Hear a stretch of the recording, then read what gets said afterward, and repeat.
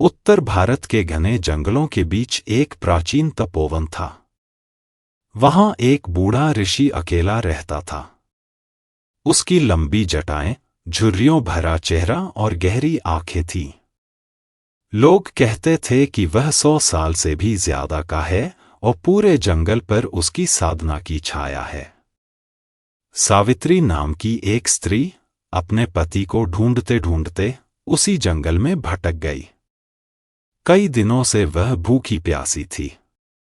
थकी हुई वह उस तपोवन तक पहुंची। सांझ का समय था। आकाश पर लालिमा फैल चुकी थी। सावित्री ने झोपड़ी के दरवाजे पर दस्तक दी। अंदर से धीमी, भारी आवाज आई। कौन? सावित्री ने कांपती हुई आवाज में कहा। मैं रास्ता भटक गई हूं। कृपया मुझे रात गुजारने की जगह दे दीजिए। दरवाजा खुला। सामने वह बूढ़ा ऋषि खड़ा था। उसकी आंखें अंधेरे में भी चमक रही थीं। उसने कुछ क्षण तक सावित्री को देखा, फिर धीमे स्वर में कहा, आओ भीतर। डरने की कोई बात नहीं। सावित्री आश्रम में दाखिल हुई। अंदर केवल एक चबूतरा, एक दीपक और यज्ञकुंड था। माहौल रहस्यमय था। ऋषि ने कहा, तुम थकी हुई लग रही हो। वहां बैठो। मैं जल लेकर आता हूं। सावित्री बैठ गई। उसने राहत की सांस ली, लेकिन उसे लगा कि ऋषि की निगाहें बहुत गहरी हैं, जैसे वह उसके मन को पढ़ सकते हों। पहली रात। रात गहरी थी। सावित्री को नींद नहीं आ रही थी। बाहर सियारों की आवाजें गूंज रही थी। बीच बीच में उसे महसूस होता कि कोई उसे देख रहा है। अचानक उसने देखा ऋषि कोने में ध्यानमग्न बैठे हैं, लेकिन उनकी आंखें धीरे धीरे उसकी ओर उठ रही हैं। उसने करवट बदली और खुद को चादर में ढक लिया। दूसरा दिन। सुबह का सूरज घने पेड़ों के बीच से छन-छन कर तपोवन में आ रहा था। पक्षियों की चहचहाहट थी, लेकिन सावित्री का मन बिल्कुल शांत नहीं था। सावित्री ने धीरे धीरे साहस बटोरकर कहा, गुरुदेव, अब मैं आगे बढ़ना चाहती हूं। मुझे अपने पति की खोज जारी रखनी है। ऋषि ने अपने मृदु लेकिन गंभीर स्वर में कहा, अभी वनमार्ग सुरक्षित नहीं है। जंगल में गंधर्वों और व्याधों का विचरण बढ़ गया है। तुम आज भी रुक जाओ। कल मैं किसी साधु से तुम्हारे लिए मार्गदर्शन करवा दूंगा। सावित्री ने मन ही मन सोचा कि गुरुदेव सही कह रहे हैं। रात में तो उसे बाहर की सियारों की आवाज भी डराती है, दिन में अकेले निकलना तो और भी खतरनाक होगा। उसने धीरे से सिर झुका दिया।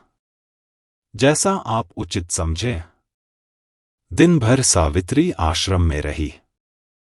वह कभी यज्ञकुंड के पास बैठती, कभी पेड़ों के नीचे। पर हर बार उसे लगता कि ऋषि की गहरी आंखें उस पर टिकी हैं। ऋषि साधारण बात करते थे, पर उनकी आंखों में एक ऐसा रहस्य था जो सावित्री के मन में हलचल मचा देता। कभी उसे लगता कि ऋषि के चेहरे पर एक अजीब सी पीड़ा है। कभी लगता वह मुस्कान छिपाने की कोशिश कर रहे हैं। शाम होते होते सावित्री के मन में अजीब सी घबराहट भर गई, जैसे कोई अदृश्य साया पास हो। रात गहरा रही थी। जंगल में झींगुरों की आवाजें गूंज रही थीं। आश्रम के दीपक की लौ मंद हो रही थी। सावित्री बिस्तर पर लेटी थी, पर नींद उसकी आंखों से कोसों दूर थी। अचानक एक ठंडी हवा का झोंका आया। दीपक टिमटिमाया और बुझ गया। सावित्री का दिल धड़कने लगा। उसने खुद को चादर में लपेट लिया।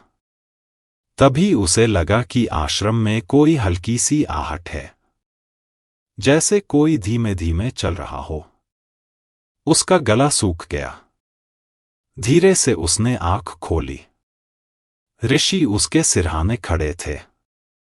उनकी आंखें दीपक की बुझी रोशनी में भी चमक रही थीं। सावित्री डर के मारे उठ बैठी। क्या हुआ? उसकी आवाज कांप रही थी। ऋषि ने धीमे और स्थिर स्वर में कहा, तुम्हारा दीपक बुझ गया था।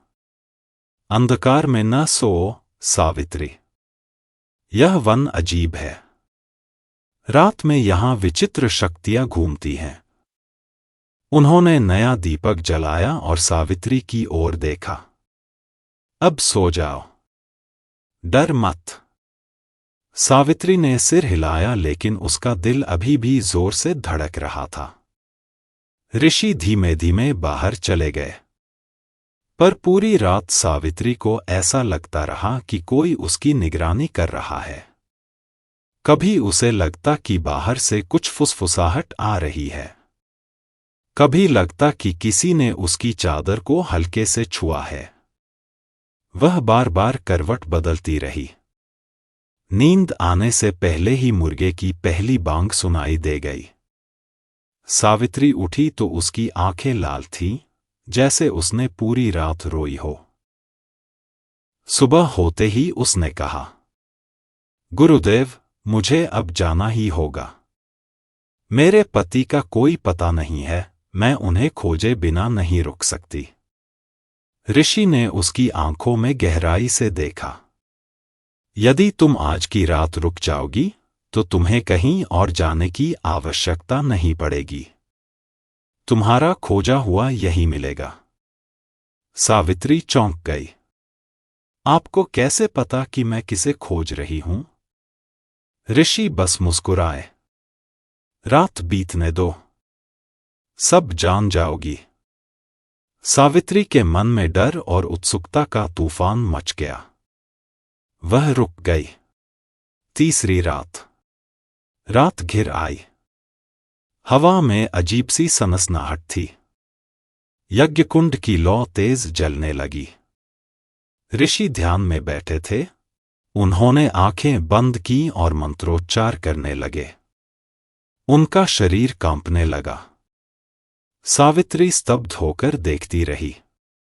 अचानक उनकी जटाएं खुल गईं, चेहरा बदलने लगा। झुर्रियां गायब होने लगीं। और कुछ ही क्षणों में उनके सामने एक सुंदर, जवान पुरुष खड़ा था।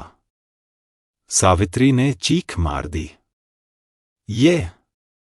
ये तो मेरे पति हैं। पुरुष ने आगे बढ़कर उसका हाथ पकड़ा। हाँ सावित्री, मैं ही हूं। लेकिन तुम्हें सच्चाई जाननी होगी। बरसों पहले मैंने एक योगिनी का अपमान कर दिया था। उसने मुझे श्राप दिया कि जब तक मेरी पत्नी मुझे खोजते खोजते मेरे पास आकर समय नहीं बिताएगी, तब तक मैं बूढ़े ऋषि के रूप में जीने को मजबूर रहूंगा। मैं तुम्हें अपनी पहचान नहीं बता सकता था। अगर मैं ऐसा करता तो श्राप कभी नहीं टूटता।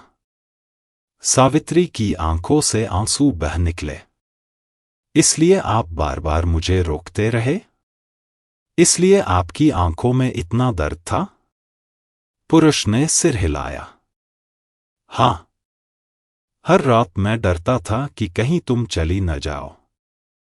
लेकिन तुम्हारा धैर्य, तुम्हारा प्रेम ही था जिसने मेरा श्राप तोड़ दिया। सावित्री उसकी बाहों में सिमट गई। मैंने सोचा था कि मैं अकेली हूं, लेकिन आप हमेशा मेरे पास थे। सुबह की पहली किरणों के साथ पूरा आश्रम चमक उठा। ऐसा लगा जैसे देवता स्वयं इस मिलन के साक्षी हों। कहानी हमें सिखाती है कि सच्चा प्रेम हर परीक्षा और हर श्राप को तोड़ सकता है। जब प्रेम में धैर्य और विश्वास होता है तो नियति भी झुक जाती है। क्या आपको हमारी कहानी पसंद आई? नीचे कमेंट्स में हमें जरूर बताएं। आपकी राय हमारे लिए किसी जादू से कम नहीं है। ऐसी ही रोमांचक और दिल को छू लेने वाली कहानियां सुनने के लिए हमारे चैनल को सब्सक्राइब करें, लाइक करें और अपने दोस्तों के साथ शेयर करना न भूलें। अगली कहानी में फिर मिलेंगे। तब तक अपनी कल्पनाओं को उड़ान भरने दें और अपना ख्याल रखें।